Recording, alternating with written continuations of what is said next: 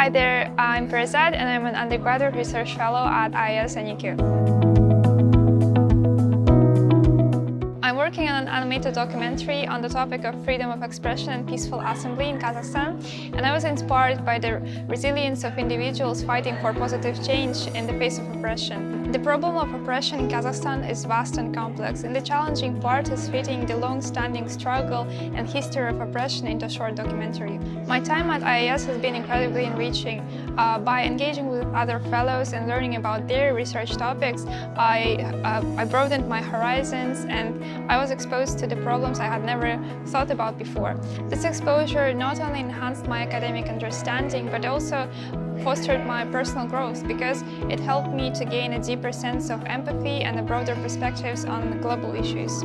My advice is to embrace the opportunity to explore topics close to your heart and remember that every story matters, and it's through our own narratives that we can make positive change that echoes the values of IIS.